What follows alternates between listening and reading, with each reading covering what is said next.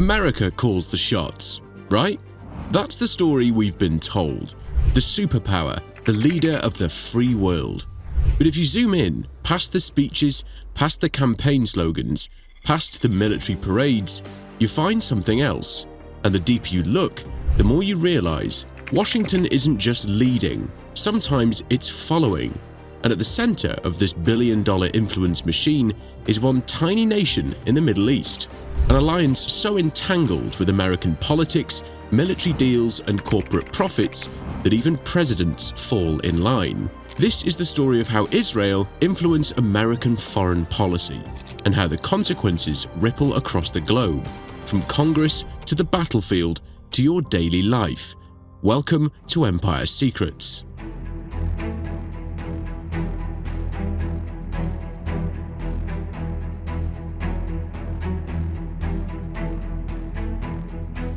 Before we even touch the money, the lobbying, the defense contracts, there's a hidden force quietly shaping one of the world's most controversial alliances. It isn't Wall Street, it isn't foreign diplomats, it's faith. Across the United States, nearly 60 million evangelical Christians form one of the most powerful, organized voting blocs in modern politics, and their support for Israel doesn't come from policy briefings or geopolitical analysis. It comes from the Bible. A growing wave of televangelists, megachurch leaders, and Christian media empires have preached a singular belief: that Israel's survival is not just political, it's prophetic. To millions of Americans, Israel isn't merely a country, it's a divine mission, woven into religious doctrine that spans centuries. And this belief comes with consequences. Politicians understand that winning these voters means pledging unwavering loyalty to Israel, regardless of the cost, regardless of the geopolitical complexity. Organizations like Christians United for Israel, boasting over 10 million members, have turned religious conviction into political muscle, raising millions, lobbying Congress, and pressuring candidates to support policies aligned with their biblical worldview. This isn't fringe ideology, it's front and center in Washington. From President Bush invoking religious destiny during his Middle East policies, to Donald Trump's controversial decision to move the US Embassy to Jerusalem, evangelical leaders were instrumental, framing the move as a necessary step toward fulfilling divine prophecy. But this religious narrative serves more than spiritual interests. It shields political decisions from scrutiny. Criticize the alliance, you're not unpatriotic, you're attacking sacred beliefs. Question military aid, you're obstructing prophecy. And so, faith becomes a weapon in the arsenal of influence, rallying millions of passionate voters, funding advocacy groups, and silencing opposition under the guise of religious loyalty. Yet beneath the hymns and sermons lies a more calculated structure, where faith merges with economics, politics, and military entanglements so deep they redefine America's foreign policy from the inside out. Religion may fuel the passion, but money, strategy, and influence cement the empire. And it's only just begun. Still watching? Good. Most people look away when the truth gets uncomfortable, but not you. So take a second, like, subscribe, and join Empire Secrets, because the deeper we go, the harder this is to ignore. Let's get to it.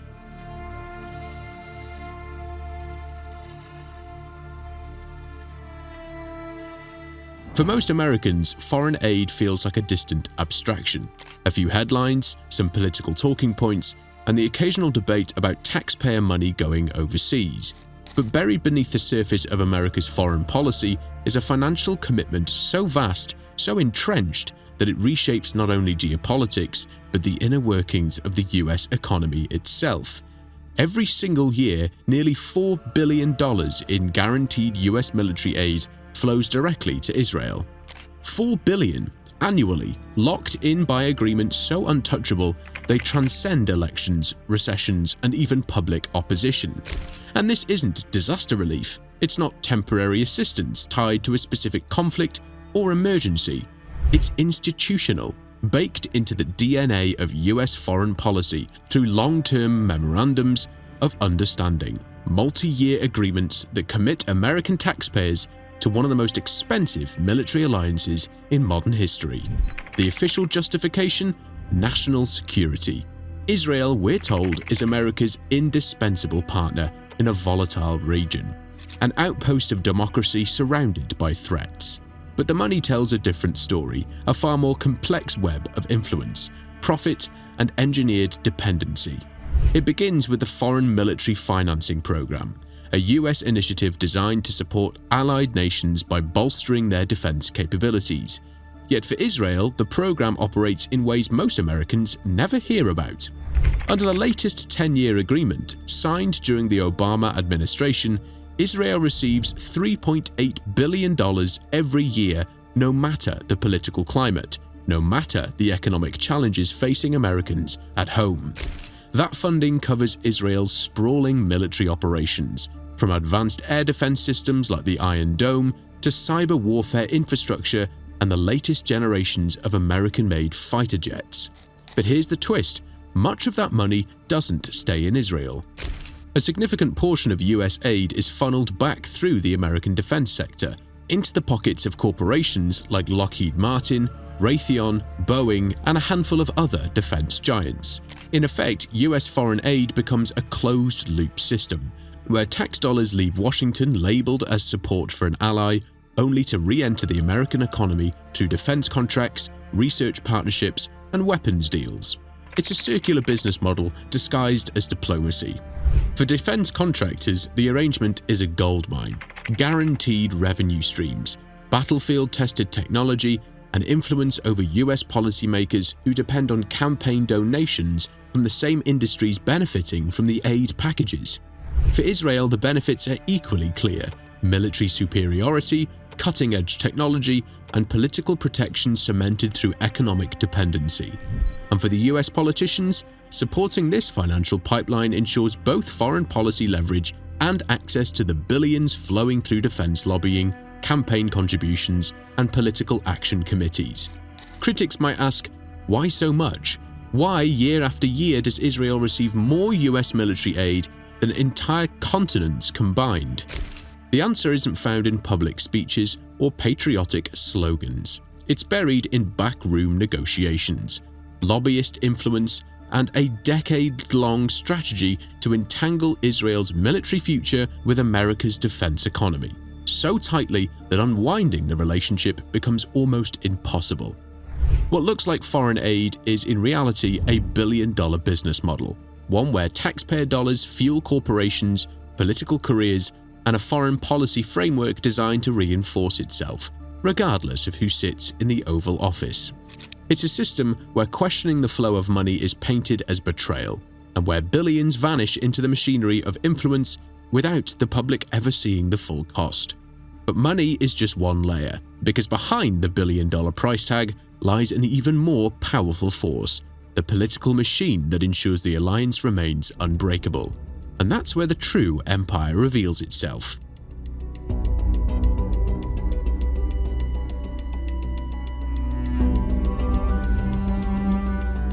In Washington, D.C., power doesn't always change hands in front of cameras or Senate hearings. The real deals happen behind closed doors, inside luxury hotel suites, private fundraisers, and hushed, high-security meetings where influence is traded like currency.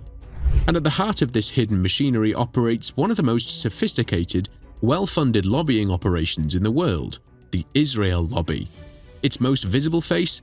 AIPAC, the American Israel Public Affairs Committee, officially branded as a bipartisan advocacy group promoting the US-Israel alliance. But peel back the surface and AIPAC reveals itself as something far more formidable: a political juggernaut engineered to secure unwavering congressional support, mobilize billions in campaign contributions, and systematically silence dissent. For decades, AIPAC has functioned as the gatekeeper of US foreign policy toward Israel. Candidates for Congress, regardless of party affiliation, quickly learn an unspoken rule: their political survival often depends on passing a single loyalty test: unconditional support for Israel. Those who comply, they're rewarded with campaign donations, favorable media coverage, and the quiet backing of one of the most powerful political networks in the country. Those who resist, the consequences are swift and brutal. In recent election cycles alone, pro-Israel lobby groups have funneled over $100 million into targeted campaigns, strategically boosting candidates deemed loyal and drowning opponents in negative ads, primary challenges, and political isolation. Even within the halls of Congress, lawmakers have described the pressure as relentless, donors withholding funds, lobbyists warning of reputational damage, and colleagues distancing themselves from anyone who dares question the alliance. But AIPAC is just one node in a sprawling network.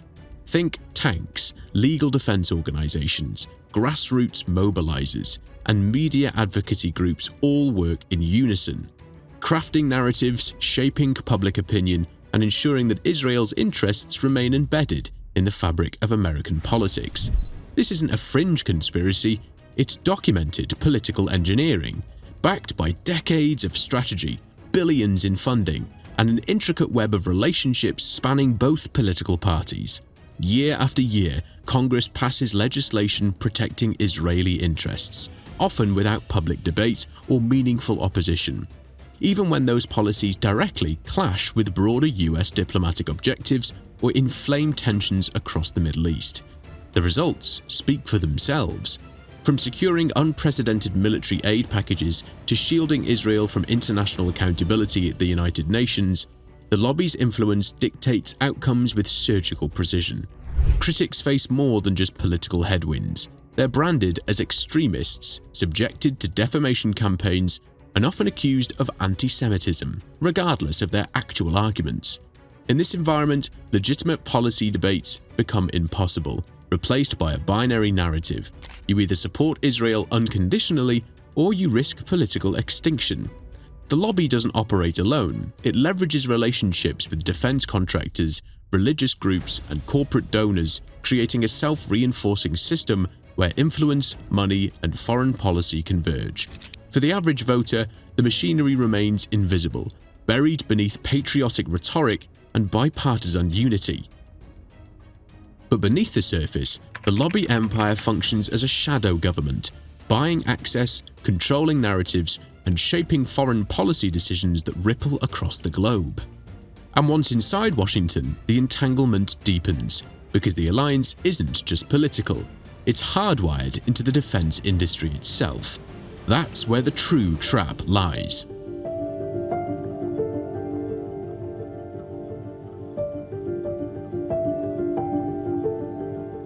Some alliances are written on paper. Others are welded in steel, forged in combat zones, and bound together by the machinery of war itself. The relationship between the United States and Israel isn't just about politics or foreign aid. It's hardwired into the military-industrial complex, engineered to the point where untangling the two nations' defense interests is almost impossible. And this goes far beyond simple arms deals. For decades, Israel has served as one of the most advanced military laboratories on Earth, a battlefield where cutting-edge American weapons, surveillance systems, and combat technologies are tested, refined, and proven under real-world conditions. Missile defense platforms like the Iron Dome, air superiority fighters like the F-35, and advanced cyber capabilities, all developed with American engineering, but validated in Israeli conflicts. For defense contractors back in the US, this isn't just cooperation, it's market validation. Battlefield-tested technology becomes exponentially more profitable. Global customers from Europe to Asia see Israel deploy American-made hardware and software under live-fire conditions, driving up demand, boosting contracts, and reinforcing the United States' dominance in the global arms trade. But there's a hidden side to this military partnership, a level of dependency carefully designed to make the alliance unbreakable. Take Israel's dominance in cyber warfare and drone technology. These aren't isolated successes, they're the result of joint R&D pipelines, intelligence sharing, and deeply integrated defense programs backed by both governments. In sectors like surveillance, AI-driven warfare, and next-generation weapons, Israeli and American defense firms have become so entangled that separating them would jeopardize years of military advancements and billions in shared technology. It's not cooperation, it's fusion of industries, strategies, and warfighting capabilities. Even Israel's shadow nuclear program, never officially acknowledged but widely understood, exists within the protective umbrella of this alliance, quietly shielded from international scrutiny because destabilizing the partnership risks exposing far more than just nuclear secrets. This creates a defense trap by design. The United States can easily shift course without triggering political upheaval, corporate backlash, and national security vulnerabilities.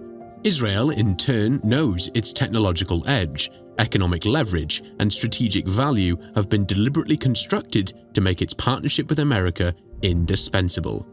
The military alliance extends beyond procurement. It dictates strategy, embeds influence across both nations' defense establishments, and ensures that policymakers, regardless of political affiliation, have limited room to challenge the status quo.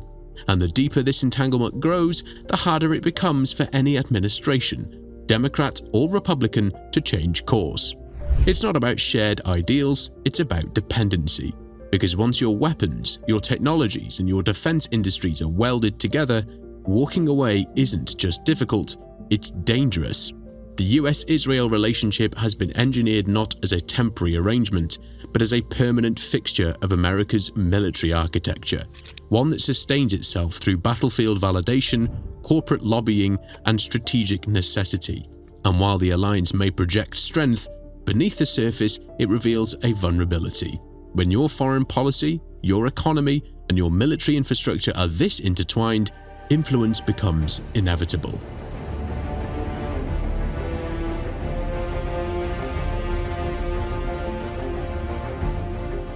On paper, the US-Israel alliance looks contained, two nations exchanging aid, intelligence, and military support. But alliances of this scale don't stay confined to borders. They reshape the global stage itself, and this one does so with quiet precision. Because behind the diplomatic handshakes and press conferences, the US-Israel relationship functions as leverage, a tool that pressures, isolates, and manipulates other nations, often without a single shot being fired. The most visible background, the United Nations.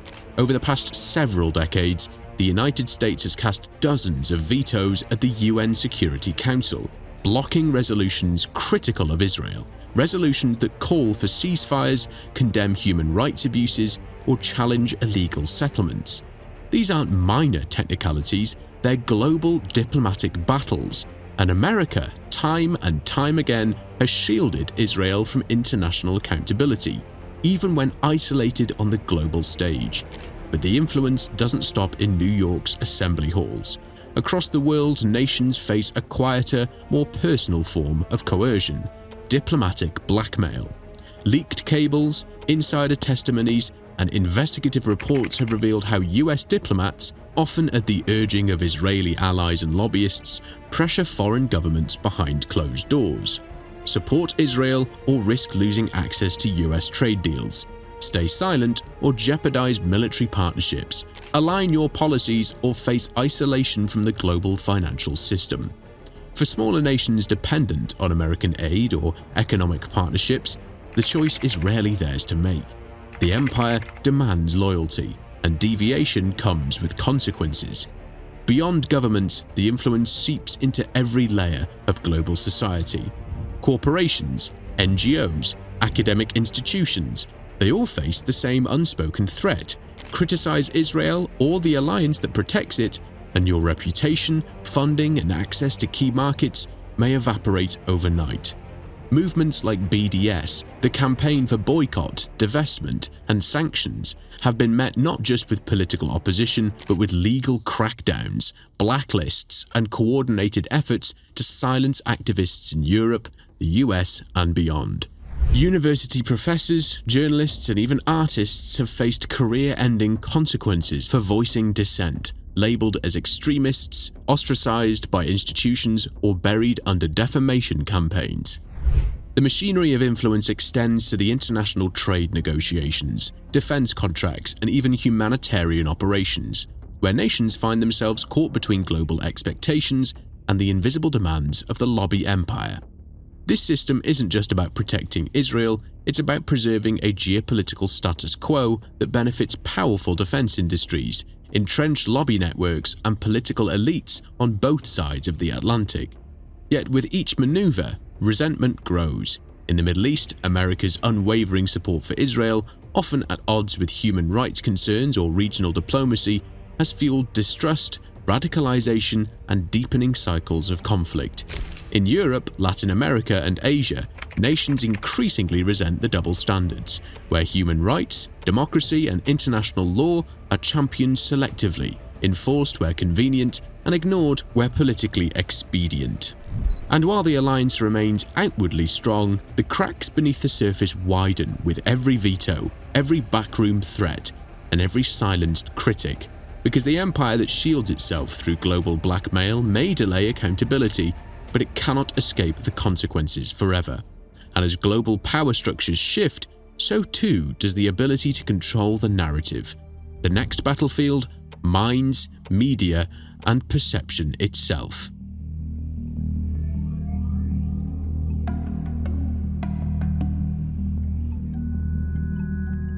In today's world, wars aren't solely won with missiles or military might. They're won in the arena of perception. And no alliance has mastered the battlefield of public opinion more effectively than the US-Israel relationship. Because beyond the billion-dollar aid packages and backroom diplomacy lies a quieter, more calculated campaign. One fought not with weapons, but with words, images, and carefully engineered narratives designed to shape how the world sees the alliance. In the United States, major news networks, political commentators, and think tanks routinely frame the US-Israel partnership as untouchable, portrayed as a moral obligation, a pillar of democracy, and an alliance based purely on shared values. But that storyline doesn't emerge organically.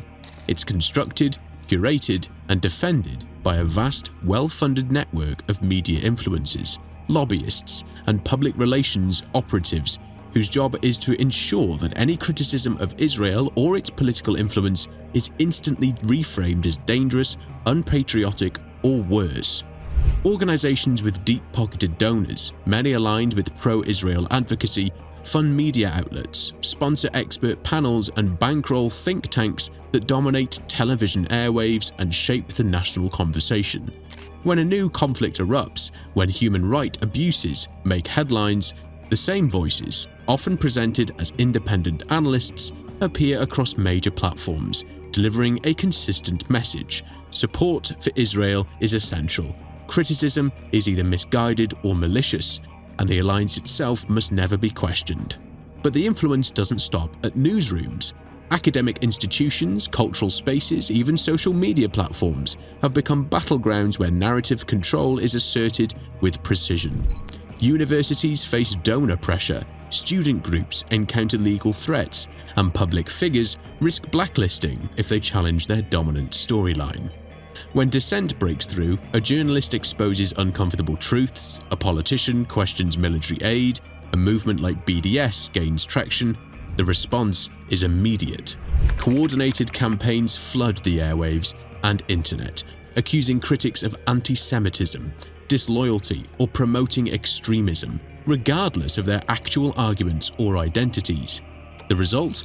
Complex geopolitical debates are reduced to false binaries: loyalty or betrayal, support or hate, with no room for nuance, accountability, or meaningful dialogue. And while the media machine claims to represent balanced reporting, its structure is anything but neutral. Influence flows from donors to networks, from advocacy groups to editorial lines, from think tanks to government talking points, all reinforcing a narrative designed to protect the alliance from scrutiny.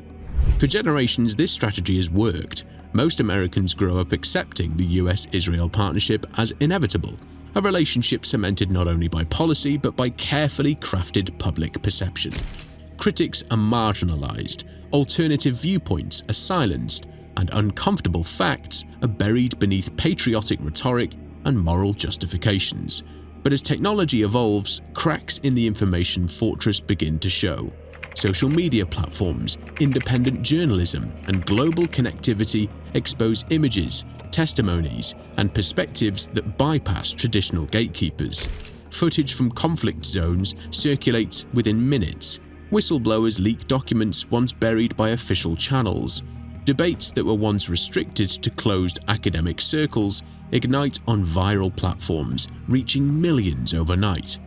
And as the information war escalates, the empire's control over the narrative weakens, revealing the machinery that once operated quietly behind the scenes. The battle for minds, for perception, for truth is no longer confined to press releases or official statements. It's global, chaotic, and harder than ever to control. And as awareness grows, so do the questions. What happens when influence extends beyond borders? When narrative control collides with global backlash? When silencing critics only amplifies the dissent? Because in the modern era, the most powerful empires aren't just built with armies, they're built with stories. But stories can change, and when they do, the consequences reach far beyond television screens.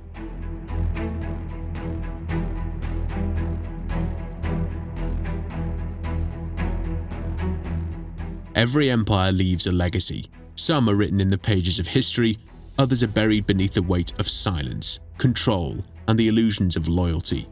The US-Israeli alliance, the machinery of influence, lobbying, and political entanglement, has reshaped the modern world in ways few fully comprehend. But beneath the surface of billion-dollar defense deals, campaign donations, and choreographed diplomacy lies a cost no press conference will ever admit. The Middle East remains locked in cycles of instability. From Gaza to Tehran, from proxy wars to endless negotiations, the region burns under the shadow of an alliance that reinforces military dominance while suffocating diplomacy. Every American veto at the United Nations isolates Washington even further, fueling global resentment, emboldening rivals, and reducing America's ability to act as a neutral broker of peace. But the cost isn't just geopolitical, it's generational. Within the United States, public trust in government fractures as voters witness foreign influence eclipsing national priorities. Younger generations, disillusioned by endless wars, economic hardship, and performative politics, question the loyalty of their leaders, not just to Israel, but to the very idea of independent governance. American society fractures along ideological lines. One side clinging to outdated narratives of unshakable alliances, the other demanding accountability, transparency, and a foreign policy untangled from billion-dollar influence networks. In the process, voices of dissent, journalists, academics, politicians, are isolated, marginalized, often destroyed under the weight of defamation, campaigns, and political backlash. The machinery that sustains the empire doesn't tolerate opposition. It silences, discredits, and erases those who challenge the status quo. But the most corrosive cost remains invisible to most: the quiet erosion of democratic decision-making. When policy is dictated not by public debate, but by donor influence, when foreign allegiance outweighs national interest, democracy becomes theatre, an illusion propped up by lobbyists, corporations, and the myth of shared values. The empire projects itself through fear: fear of political extinction, fear of accusations, fear of stepping beyond the boundaries of approved discourse. And yet no empire lasts forever. The lobby empire's strength was never built on military conquest, it was built on control, money, and silence. But silence fractures, and the world is no longer as easily managed. New generations question everything. Social media bypasses traditional gatekeepers. Global rivals expose the contradictions. Economic shifts undermine once stable alliances. The empire can adapt, it can evolve, but it cannot escape the truth. The more influence relies on secrecy, the more vulnerable it becomes to exposure. And when exposure comes, the illusion breaks. Because behind the speeches, behind the flags, behind the slogans of partnership lies a billion-dollar system designed to entrench power, not to serve the people. At Empire Secrets, we tear back that curtain. We expose the influence they protect, the deals they hide, the truths they'll never show you, and understanding it's the first step towards breaking the illusion. Subscribe now. Your desire, your empire.